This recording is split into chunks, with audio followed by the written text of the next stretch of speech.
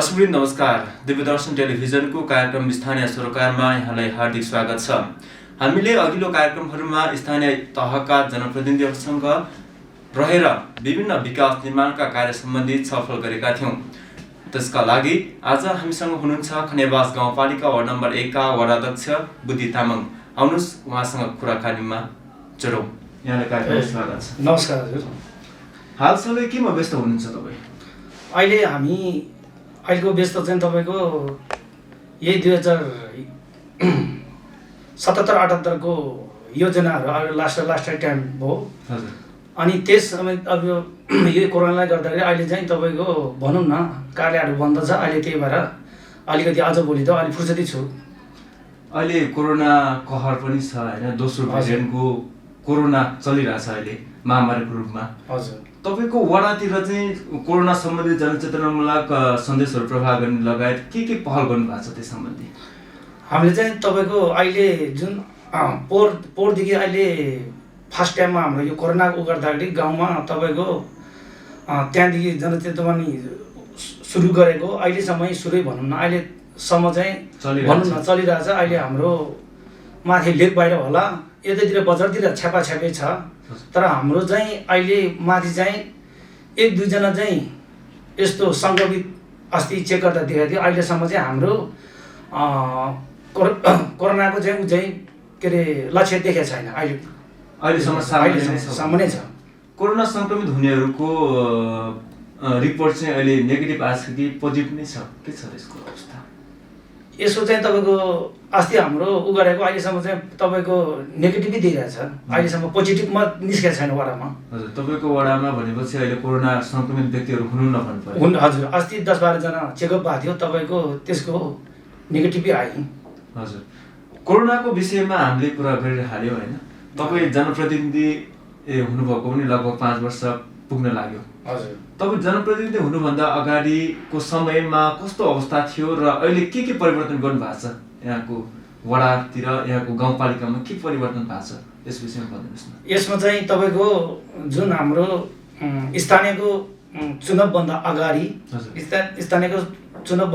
स्थानीय सरकार नहुँदा भन्दा त अहिले चाहिँ तपाईँको मेरो अनुभव भनौँ न, जनताको पनि अनुभव लगभग तपाईँको धेरै परिवर्तन भइसक्यो। किन भन्दाखेरि त्यतिखेर हाम्रो बत्ती थिएन। अनि बत्ती आउँछु भनेर योभन्दा भनौँ न 50-52 सालतिर तार पोल तानेको थिएँ, त्यो पोल गएर बत्ती आउन सकेको थिएन।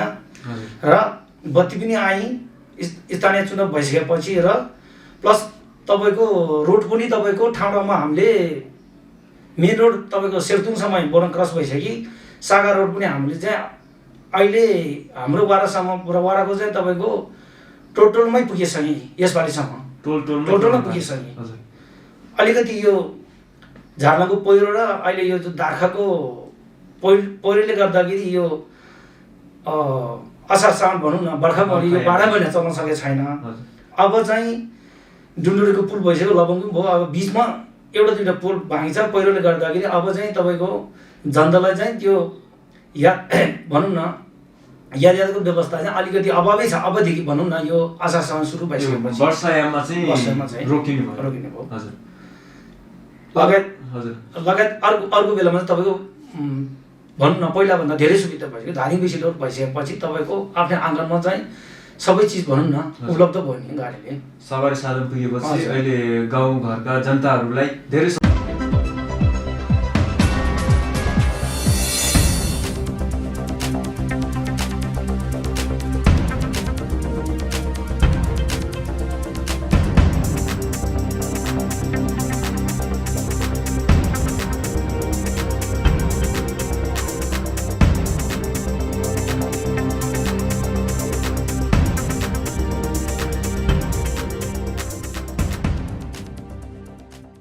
डिबिआर पनि भइसक्यो, धेरैचोटि डिबिआर पनि भइसक्यो। तर खानेपानीको चाहिँ तपाईँ लगभग हामीले ठुलो बजेट पारेन भनौँ न। मर्मत समाधान अनि एक घर एक दराको कार्यक्रमहरू तपाईँको अहिले साबिकको 2 नम्बरमा पटार 2टा गर्दाखेरि शान्ति नेपाल र हाम्रो खानेपास गाउँपालिकाको साझेदारीमा लगभग तपाईँको हाम्रो 80-90 घर एक दराको सकेँ र बाँकी अस्ति चाहिँ तपाईँको जुन हिप्स नेपाल र हिप्स नेपालले चाहिँ तपाईँको भनौँ छप्चेकदेखि केसिङजो अनि तपाईँको कोचेकसम्म चाहिँ तपाईँको 65 घरधुरीलाई एक घर एक धारा भयो।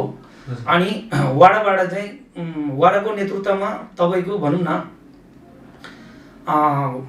बुधु अनि त्यहाँपछि के भन्छ टोटलमा त्यसमा वाडाले चाहिँ तपाईँको लगभग भनौँ न 7 तारिकसम्म उ गरेर चाहिँ लगभग अहिले चोखो भनेको लगभग 2-3 टोल मात्रै भाग्छ। लगभग नै भन्दा एक घर एक धाराको हाम्रो कार्यक्रम सकियो। अबको चाहिँ तपाईँको यो आर्थिक वर्ष 78-79 चाहिँ तपाईँ लगभग चाहिँ अब टुङ्गी जग्गा एक घर एक धाराको चाहिँ तपाईँको खानेपानीको पनि त्यति पहिला अभाव थियो। अहिले त्यसको पनि अब 2-3 टोल मात्रै बाँकी छ, टोल मात्रै बाँकी छ, सकिन्छ। तिनीहरू तपाईँहरूको तालममा सम्भव छ, सकिन्छ भन्नु पर्यो। यसमा तपाईँको सकिन सक्छ, किन भन्दाखेरि हामीले अहिले जुन आइसक्यो अब त यो आर्थिक वर्ष पनि अहिले लगभग हाम्रो क्लोजिङमै भइसक्यो। अब असार साउनको भइसकेपछि लगभग अबको यो आर्थिक वर्षमा चाहिँ तपाईँको लगभग हामीले सकिने भन्ने कोसिसमा छु। अब के हुन्छ, अब समयले यस्तो छ। हजुर, यहाँको जनताहरूलाई स्वास्थ्यको पहुँचमा कस्तो अवस्था छ? सबै स्वास्थ्य चौकीमा पुग्न सक्ने पहुँच पुर्याउनु भएको छ कि स्वास्थ्य अवस्था चाहिँ के छ? यसमा तपाईँको स्वास्थ्यको पनि हामी अहिले लगभग पहिलाभन्दा धेरै सुविधा छ भाइ। अब जुन एक नम्बर भनौँ न गाउँपालिकाको सबै वार्डमा चाहिँ त स्वास्थ्य चौकी राखिसकेको छ। हजुर, हामीले तपाईँको अहिले हाम्रो वार्डमा पनि सबैको 2मा माथि हेल्पडेस्क भइसकेको छ। अस्ति पनि हाम्रो जुन क्वारेन्टाइनमा राख्ने त्यहाँ अलिकति ठाउँ सानो भएर चाहिँ तपाईँको सिङ्गला माविमा राखिएँ। अहिले स्वास्थ्यको उसको पनि तपाईँको लगभग सानैतिनो गाउँमा हुनुपर्ने उपचारहरू भइसक्यो। अब अपेक्षानैसम्म चाहिँ हस्पताल छैन, त्यस्तो व्यवस्था छैन। सानोतिनोको लागि गाउँमै हुन्छ, त्यसको लागि चाहिँ बजार धाइरहनु पर्ने छैन। हजुर, यहाँको गाउँमा अस्ति भर्खरै एउटा खबर पनि सुन्यो होइन, स्कुल जलाइयो अपरिचित मान्छेहरूले। त्यसको खोज तलास भइरहेको छ कि पत्ता लाग्यो कि के कारणले चाहिँ त्यो स्कुल त्यस्तो जलाउनु पर्यो होइन? अनि त्यसको मर्मत सम्भारमा के कस्तो भइरहेछ यो विषयमा भनिदिनुहोस् न। हजुर, अब यसमा चाहिँ तपाईँको त्यही त हामी सबै भनौँ न दुःखी छु। यो हाम्रो झारलाङमा तपाईँको अहिलेको वार्डमा चाहिँ तपाईँको सिङ्गला माविमा तपाईँको सबभन्दा समस्या थिए। अब जुन ढङ्गले हामीले अलिकति समस्याबाट समाधानमा लिएर जाँदै थिएँ, शिक्षाको तपाईँको टिचर सम्बन्धी सबै कुरोमा, अनि भौतिक भनौँ न यो भवनको सम्बन्धी उस भइरहेको थियो। जहाँसम्म अब यो हामीले पनि सँग गरिरहेछ भनौँ, यसको भनौँ न अनुसन्धानमै छु। अहिलेसम्म यो मान्छे भनेर पत्ता त लगाएको छैन। तपाईँको धेरै त्यहाँ स्कुलमा पुग्दाखेरि हामी चाहिँ तपाईँको आँखाबाट आँसु झार्ने कि तपाईँको त्यत्रो मिहिनेत गरेको, तपाईँको लाइब्रेरी कोठा, अफिसको कोठा सबैको तपाईँको दराज फुराएर जान्छ, जेल फुराएर दराज उ गरेर के अरे फुराएर चाहिँ तपाईँको बिचमा पोको गरेर चाहिँ तपाईँको जलाइदिएर छ। पहिला चाहिँ हामी चाहिँ घटना गर्दा पहिला हामी नसिर्दा तपाईँको यो लाइन सर्ट भएर जल्यो होला भन्ने शङ्का थिएँ। बेलुकाको 10 देखि 11 बजी भित्र आगो लगाइरहेको थियो। अनि त्यहाँपछि हामीले आगो निभाउन जाँदाखेरि त तपाईँको करेन्टबाट होइन मान्छेको रहेछ, उतापट्टि साइडमा तपाईँको पछाडिपट्टि जेल फुराएर छिरे रहेछ। फुराएर चाहिँ त्यसमा चाहिँ तपाईँ हामीले तत्कालै हामीले भनौँ न अहिलेको पालिका स्तरको हाम्रो चौकीमा दार्खामा जानकारी गरेर दार्खाबाट पुलिस बोलाएर प्रशासनमा बोलाएर भनौँ न पालिकामा उ गरेर चाहिँ सबैले अनुगमन गरी त्यहाँको क्षति कति भएको छ त्यो पनि हामीले टिप्पणी गरी मुस्क उठाएँ। र हाम्रो चाहिँ तपाईँको जहाँसम्म अहिले तत्कालै यो भनेर रातिको बेलामा कसैले फेला पारेर चाहिँ भनौँ न देखेको छैन भनेर चाहिँ तपाईँको अलिकति भनौँ न अनुसन्धानको रहिरहन्छ। किन भन्दाखेरि अहिले कोरोनाको यो बेलामा यो भनौँ न लकडाउनको बेलामा पनि हामी पनि तत्काल ठाउँमा गाउँमा गएर सोध्नु पनि भएको छैन। अस्ति एकचोटि मिटिङमा उपस्थिति गरेर अलिकति छलफल त हामी गऱ्यौँ, गाउँमा टोलमा छलफल गर्दाखेरि तपाईँको त्यतिकै सङ्घको बारे हामी भित्री छौँ। अब चाहिँ यो उ भएपछि भित्रै यो अनुसन्धान हाम्रो प्रशासनदेखि भनौँ न पालिकादेखि अनुसन्धानमा छ, त्यसलाई चाहिँ तत्काल नै चाँडै भनौँ न त्यसलाई चाहिँ कारबाही र मान्छे पत्ता लगाएर चाहिँ कारबाहीमा हुन्छ, यसको प्रोसेसमा छु हजुर। त्यस कारणले अब हजुरले मलाई यो जवाब दिनुभयो। हाम्रो लगभग तपाईँको अहिले विद्यार्थीको शिक्षाको अहिले लास्ट टाइमको तपाईँको वर्षको लास्ट टाइमको तपाईँको जाँच भनौँ न जाँचको सुरुको बेलामा तपाईँको सबै भनौँ न विद्यार्थीहरूको तपाईँको जति आफूले लिएर जाने झोलामा बोक्ने मात्रै भयो नि, अफिस कोठाको तपाईँको सबैको कागजहरू अनि भनौँ न यो सबै यो फोटोकपी मेसिनहरू ल्यापटपहरू जरा सबै जलाइदिएँ। अहिले अझ भर्खरै मैले 8 बजी चाहिँ तपाईँको हामीले अस्ति 20 गते पालिकामा तत्काल निर्णय गरेर सिङ्ला मावि स्कुलको चाहिँ तत्काल हाम्रो चाहेको आवश्यकता अनुसारको भनेर 1.5 लाख रुपियाँ माग गरेर चाहिँ अहिले पालिकाले 1.5 लाख रुपियाँ पैसा बजेट विनियोजित गरेर अहिले भर्खर लोड गर्दै छु। तत्काल अहिलेको इक्जामको भनौँ न यो उसमा चाहिँ अहिलेको लागि तपाईँको भनौँ न 2-4 वटा टेबल कुर्सीहरू र अनि के हाजिर ढोड काव्यहरू के भनौँ न त्यो खरिद आवश्यकता अनुसारको खरिद गर्दैछ। भनेपछि त्यो स्कुलको विषयमा त्यो रह्यो होइन। हजुर। अर्को अब शिक्षाको पहुँचमा विद्यार्थीहरू तपाईँको वडामा अहिले अब कुनै पालिकाहरूमा चाहिँ हाम्रो पालिकामा कोही पनि विद्यार्थीहरू स्कुलविहीन हुन्छ नि, स्कुलमा जानबाट वञ्चित भएको छैन भन्ने छ। तपाईँको वडामा चाहिँ यसको अवस्था के छ? हाम्रो उसमा चाहिँ तपाईँको अहिलेसम्म त अब हाम्रो त्यसमा छैन। अब अहिले चाहिँ सबै टोलमा चाहिँ तपाईँको अलिकति स्कुल जान सक्ने बालबालिकाहरू सबै स्कुल गइरहेका छन्, कोही छुट भएको। हजुर, यो हाम्रो वडा 1 मा चाहिँ तपाईँको ठुलो स्कुल भने तपाईँको अहिले माविसम्मको सिङ्ला मावि हो। त्यहाँपछि तपाईँको बेसीमा अलि त्यस्तो बालकहरू भनौँ न सानोतिना हिँड्न नसक्ने तल पेर्चो भन्ने ठाउँमा गर्छु भन्ने ठाउँमा छ 5 क्लाससम्म।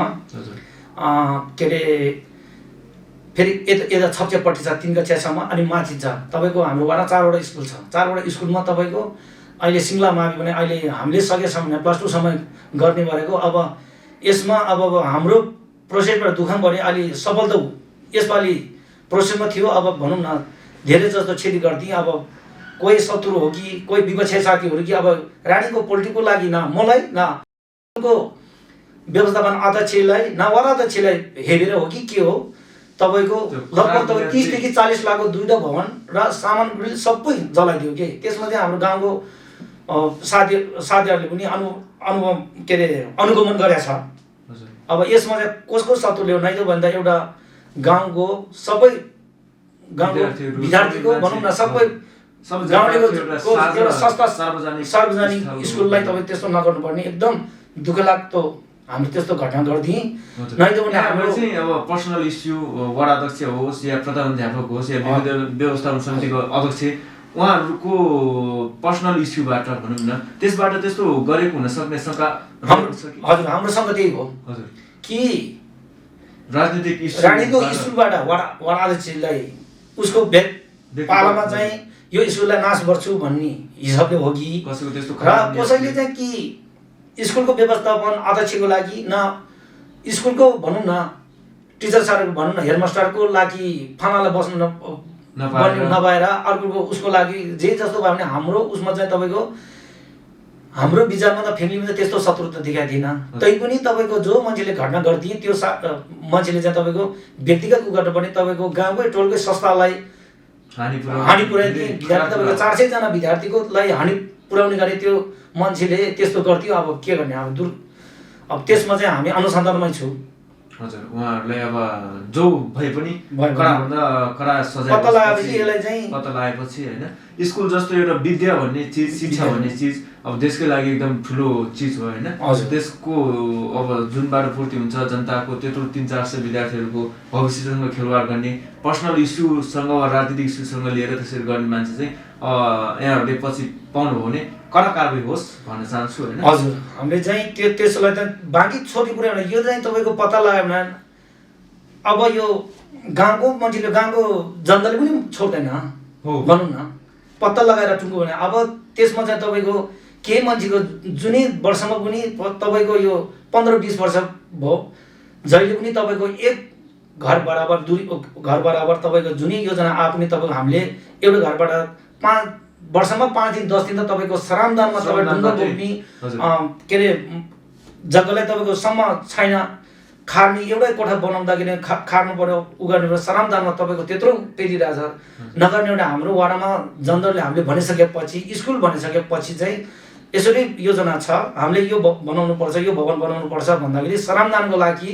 कसैले पनि हामीले नै भन्दैन 10 दिन होस् कि 15 दिन होस् 20 दिन होस् त्यसरी सबैले गरिरहेछ लगभग हामीले यसपालि टुङ्गिसकेका थियौँ कक्षा कोठा हामीले 12+2 सञ्चालक भए पनि तपाईँ भवनको अभाव थिएन भूमिले बत्काइसकेपछि तपाईँको धेरै संस्थाहरूले पनि गर्थे भनौँ न हिप्स नेपालले बनाए प्राय के अरे 2-3टा के अरे संस्थाहरूले पनि तपाईँको बनाएर पनि अहिले लगभग अहिलेको अवस्थामा चाहिँ तपाईँको स्कुलको शिक्षाको लागि कोठा चाहिँ तपाईँको अभाव थिएन कि प्रशस्त थिए प्रशस्त भयो हजुर हजुर तर त्यस्तो दुःखद घटना घट्न पुग्यो हजुर हजुर यहाँको वडामा म प्रवेश पनि गरेको थिएँ होइन म एउटा कार्य सिलसिलामा सेतुङ जानुपर्ने बेलामा सडकको चाहिँ स्तर उन्नतिको लागि पहल गर्नुभएको रहेछ त्यो चाहिँ एकदमै सराहनीय देखियो होइन अरू त्यस्तै सिँचाइ अब सिँचाइ त खासै धेरै हुँदैन होला हजुर सिँचाइ कमै छ हजुर वडा नम्बर 1 मा चाहिँ कृषिको अवस्थाहरू के छ हाम्रो के खेतीपाती हुन्छ मान्छेहरू कृषकहरू केमा आबद्ध हुनुहुन्छ बढी कृषि सम्बन्धी तपाईँको हाम्रो 1 नम्बरमा चाहिँ झारखण्डमा चाहिँ लगभग अहिलेसम्म चाहिँ तपाईँको कृषिको भनेको तपाईँको यो के अरे ठाउँ अनुसार हजुर मकै गहुँ आलु सबभन्दा मेन हाम्रो प्राथमिक चाहिँ तपाईँको आलु छ कृषिमा चाहिँ तपाईँको जुनै खेत भनेको तपाईँको त्यो भिरालोमा तपाईँको खेत त बेसीमा अलिअलि मात्रै हो नै त भन्दा मकै रोप्छु अनि त्यहाँपछि गाउँभन्दा माथि अलि पुगिसके के अरे लेकमा चाहिँ तपाईँको अर्को बाली हुँदैन गहुँ र अनि त्यहाँपछि आलु मात्रै हो प्रायः जस्तो हामीले अहिलेसम्म उ गर्ने आलुमै छु भनौँ न प्राथमिकता कृषिमा चाहिँ हजुर अर्को खेती त्यहाँको स्थानीय जनताहरूसँग मैले बुझ्दाखेरि उहाँहरूको मुख्य पेसाको रूपमा चाहिँ आलु खेतीले लिनुहुँदो रहेछ हजुर हजुर आलु हो त्यसमा चाहिँ आलु उत्पादन गरिसकेपछि गाउँमै मात्र सीमित हुन्छ कि बजारसम्म पुर्याउने त्यस्तो केही व्यवस्था मिलाइदिनु भएको छ कि कुनै संस्थाबाट उठाउँछ भन्ने पनि खबर सुनेको थिएँ त्यो के छ यो अवस्था यसमा चाहिँ तपाईँको प्रायः जस्तो हाम्रो झारखण्डको आलु तपाईँको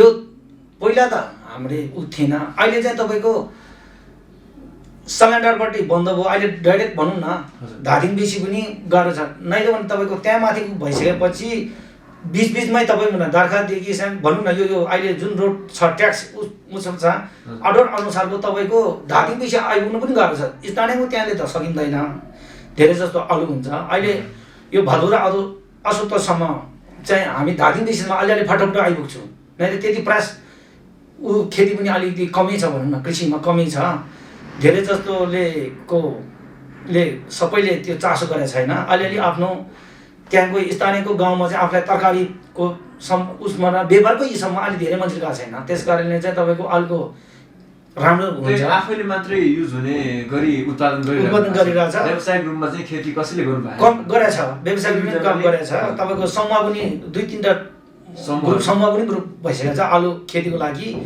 अहिले यसपालि त्यही त हाम्रो प्रदेश सरकारले पनि कृषि सम्बन्धीको हाम्रो खानेपास 1 र 2 लाई 25 लाख रुपियाँ अनुदान पनि दिएछ अहिले यसपालिको आर्थिक उसमा चाहिँ तपाईँ उहाँ टिम साथीहरूले चाहिँ तपाईँको कृषि सानी किसानको साथीहरूले जिम्मा लगाइदिएछ त्यसले चाहिँ अब चाहिँ कसरी उत्पादन गर्छ हेरौँ अब त्यो चाहिँ पहिला त त्यसरी ठुलो अनुदान कृषिको लागि थिएन पराएको थिएन यसपालि पराएछ त्यसको चाहिँ सही सदुपयोग होस् अस्ति हामी मोस लगायत अनुगमन गरेर चाहिँ कुन ठाउँमा आलु रोप्ने भनेर चाहिँ बिउको लागि चाहिँ तपाईँको टोली यहाँ कृषि कार्यालयबाट ज्ञान केन्द्रबाट पनि खबर गरेर हामीले पनि पुग्यौँ अब उहाँहरूले होला मैले पनि त्यति भएको छैन अहिले कुन ठाउँमा कति रोपनी जग्गामा चाहिँ आलु रोपाइ भइसकेको छ अब यो कृषि सम्बन्धी पनि कुरा रह्यो हजुर विद्युतको कुरा अघि नै तपाईँले निकालिसक्नु भएको थियो अहिले अब सबै ठाउँमा विद्युतको पहुँच पुगेको छ भन्नु पर्यो विद्युत पनि पुगिहाल्छ अहिले यो पोलको विषयहरू प्राय उठिरहेको हुन्छ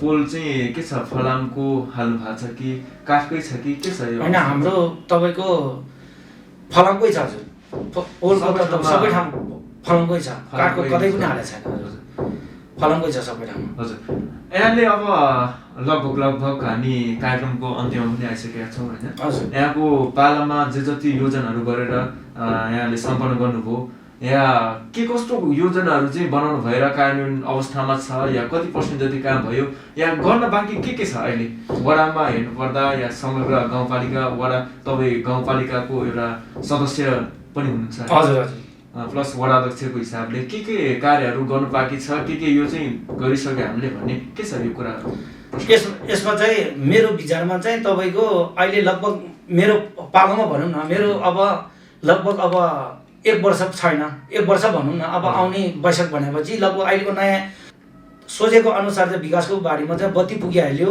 रोड चाहिँ नयाँ ट्याक मात्रै पुगेँ अब यसलाई लगभग अहिले चाहिँ बाँकी भनेको कुरा तपाईँको रोडको लागि कुला नाला ग्राइबलसम्म मेरो विचारमा चाहिँ मेरो पालासम्म चाहिँ त्यतिसम्म गर्न नपाए मलाई हुन्थ्यो भन्ने विचार थियो अब हजुर जति ट्याक खन्यो त्यसलाई चाहिँ नाला कुला र ग्राइबल र खानेपानीमा चाहिँ 2टा कुरो मात्रै आवश्यकता छ अहिले हाम्रो भनौँ बत्ती भनेको कुरो त तपाईँको आइसकेको छ कतै पोल टुपोल होला त्यसलाई मर्मत गर्नुमा केही आपत्ति छैन अनि खानेपानी चाहिँ एक घर एक दराको चाहिँ तपाईँको कार्यक्रम सघाउनु पर्ने लक्ष्यमा थियो अबको यो वर्षमा आर्थिक वर्षमा चाहिँ लगभग टुङ्गिन्छ होला भन्ने उ छ अहिले नयाँ के अरे बजेट राखेर चाहिँ एक घर एक दरा अनि त्यो पनि सम्भव गर्ने अनि के अरे रोडको पनि नाला कुलाको त्यतिसम्म जान अरू विकासको बारेमा त्यही हो अब जति गरे पनि उयो हो नि अब मर्मत भनेको कुरो बिस्तारै हुने हो पहिला त अब हामी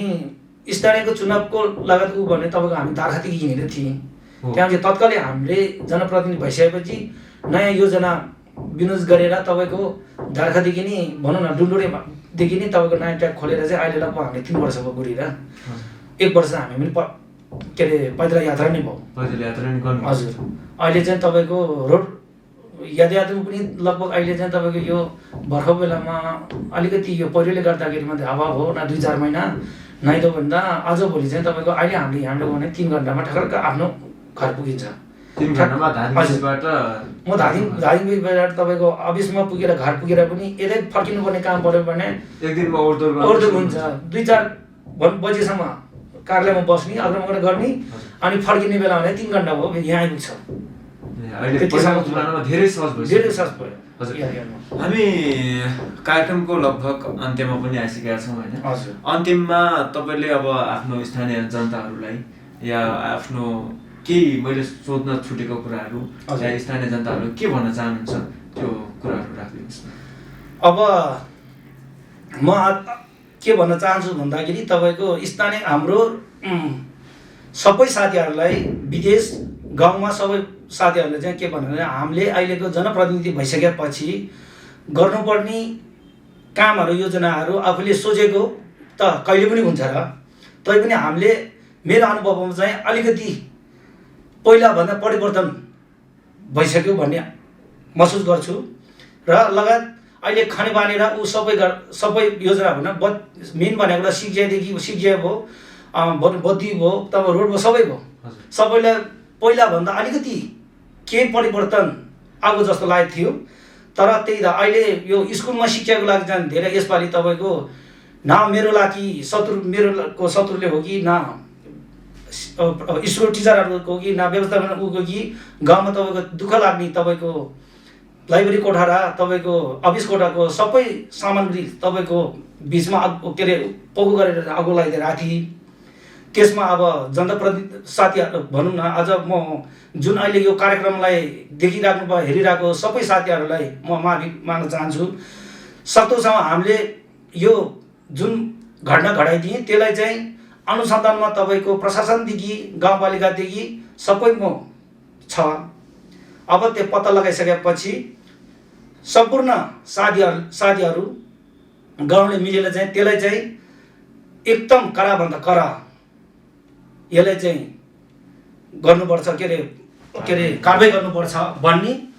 गर्दै आजको यो मेरो कार्यक्रम सबै हाम्रो कार्यक्रमलाई हेरिराख्नु भयो सबै साथीहरूलाई म नमस्कार चाहन्छु धन्यवाद हजुर यहाँले महत्त्वपूर्ण समय दिनुभयो यहाँको जुन स्कुलमा धेरै क्षति पुर्याउनु भएको छ त्यो क्षति गराउने मान्छेले चाहिँ कडा सजाय मिलोस् भन्ने पनि हाम्रो चाहना हो तपाईँले आफ्नो महत्त्वपूर्ण समय हामीलाई दिनुभएकोमा तपाईँलाई धेरै धेरै धन्यवाद हजुर यहाँको कार्यकाल पनि शुभ रहोस् भन्दै आजको कार्यक्रमबाट हाम्रो पाहुना गेस्टहरू वडा नम्बर खनेबास गाउँपालिका वार्ड नम्बर 1 का बुद्धि तामाङ लगायत क्यामेरामा अनिल आचार्य र म कार्यक्रम प्रस्तुता बिरमान तामाङ पनि समग्र रूपमा बिदा चाहन्छु। नमस्कार।